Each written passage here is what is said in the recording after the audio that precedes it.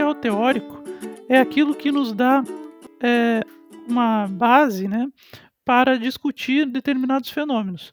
Pode ser um autor, pode ser um conjunto de autores e pode ser também uma teoria, né. Hã, não se confunde com revisão de literatura, né. Revisão de literatura, a gente, né, vai fazer ali, vai apresentar resultados anteriores, normalmente os mais recentes, né, sobre a temática específica que a gente está estudando, né. Já o referencial teórico, ele é mais como um ponto de vista, que vai dar uma linguagem para discutir aquele fenômeno, né. Vou dar um exemplo aqui bem simples.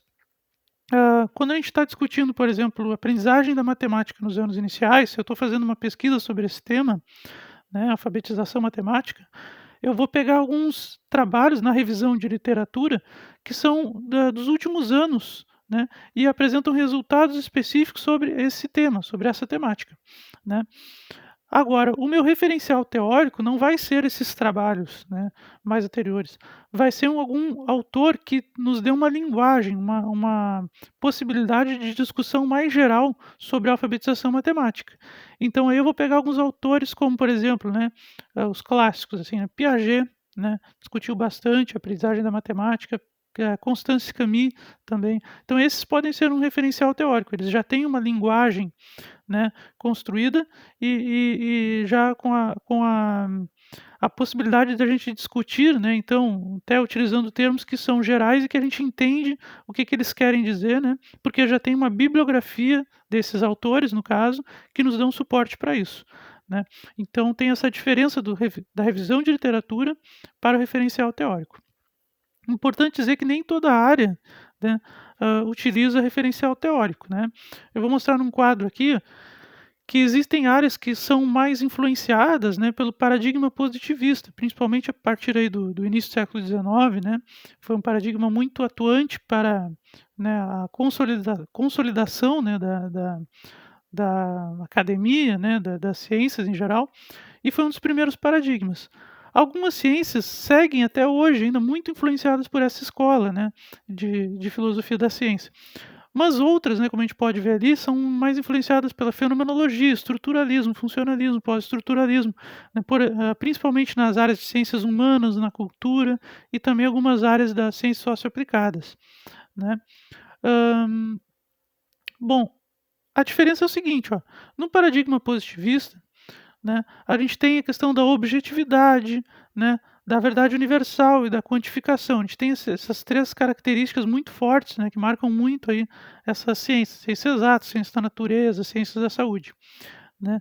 Então nessas ciências é pouco comum a gente ter aí um referencial teórico, porque como os resultados, né, são, basicamente os mesmos, né, utilizando determinada metodologia, né, esses pesquisadores, esses estudiosos vão chegar aos mesmos resultados, né, porque tem muito aí a questão da quantificação do uso da estatística, principalmente, como principal ferramenta de análise, né. Então não há necessidade de ter um ponto de vista teórico. Não, todos vão ter o mesmo basicamente o mesmo ponto de vista sobre os fenômenos, né. Estou falando de forma bem geral, né, óbvio que tem exceções aí em todas essas grandes áreas, mas esse é um paradigma mais geral, visão geral sobre aquelas áreas, né. Por outro lado, nas ciências humanas, na área da cultura e em algumas áreas também das ciências socioaplicadas, a gente tem a interpretação e a subjetividade como possibilidades, né, de metodologia científica, inclusive, né. Então é considerado também ciência se tiver interpretação, se tiver subjetividade. Com isso, o mesmo fenômeno pode ser analisado por pontos de vista diferentes, podem ter, conclusões diferentes sobre o mesmo fenômeno, né. Por isso a gente tem que adotar um ponto de vista e deixar claro esse ponto de vista no trabalho quando, né, nesses casos, né. Então é mais comum da gente ter um referencial teórico nas ciências humanas, né, na cultura, nas áreas da cultura, né, nas letras, nas artes e em algumas áreas também das ciências, socioaplicadas, né. O que que muda isso em relação ao relatório de pesquisa ou ao projeto de pesquisa? Nessas áreas, quando tem a necessidade de um referencial teórico, muitas vezes tem uma seção dedicada especificamente para o referencial teórico, né. E aí o que que a gente deve escrever nessa seção, né, o que que a gente deve, colocar lá, né. Então, Basicamente, né, como eu falei, o referencial teórico é um autor, ou também conjunto de autores, pode ser, né, ou teoria com ampla produção sobre o fenômeno. Né. Como eu citei aqui, né, aprendizagem e desenvolvimento cognitivo, existem muitos trabalhos recentes sobre isso. Eu posso fazer uma revisão de literatura sobre aprendizagem e desenvolvimento cognitivo, né, no caso específico da matemática dos anos iniciais, posso fazer uma revisão de literatura sobre isso. Mas isso não vai ser um referencial teórico, vão ser os resultados que existem, né, mais recentes sobre isso. O que seria desculpe, isso não vai ser meu referencial teórico, né. O que vai ser o meu referencial teórico vai ser, na verdade, um autor que tem ampla produção e uma linguagem já construída, né, pra possibilitar que se faça uma discussão sobre isso.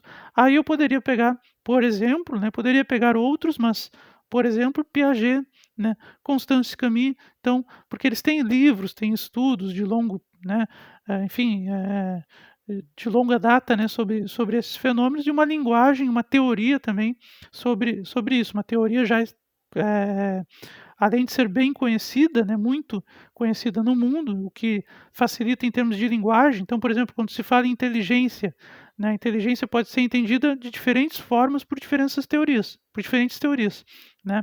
Mas quando a gente fala, em inteligência e diz que o nosso referencial teórico é Piaget, então se entende já que a inteligência vai num certo sentido. Nesse caso específico, a inteligência tem a ver com a adaptação.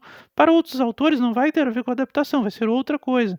Então quando a gente, já descreve o nosso referencial teórico, a gente já deixa claro em que tipo de linguagem a gente vai trabalhar, né, para descrever o fenômeno, discutir o fenômeno que a gente quer discutir, né.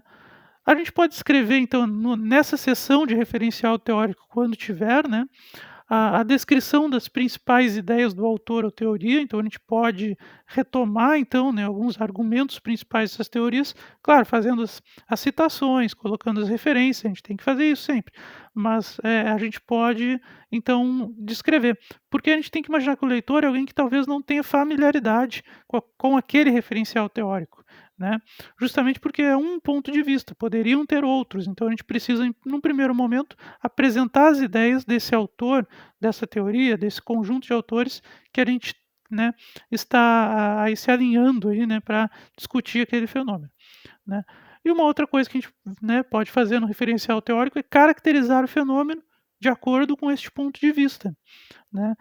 Uma coisa que não precisa fazer em muitas áreas das ciências exatas, ciências da natureza, por exemplo, porque o fenômeno ele já está estabelecido, né, ele já é aquilo. Então a gente não precisa caracterizar ele, né. Mas nas ciências humanas, na área da cultura, em algumas áreas das ciências socioaplicadas, né, dependendo do nosso ponto de vista, a gente vai olhar para um fenômeno e esse fenômeno pode ser totalmente diferente. A maneira de definir um fenômeno é totalmente diferente, né, dependendo da teoria ou do autor que a gente aborda. Então, por isso a necessidade, muitas vezes, da gente escrever, né, um referencial teórico, ter um referencial teórico, na verdade, para discutir um fenômeno, né. Então, basicamente, é isso. Até a próxima.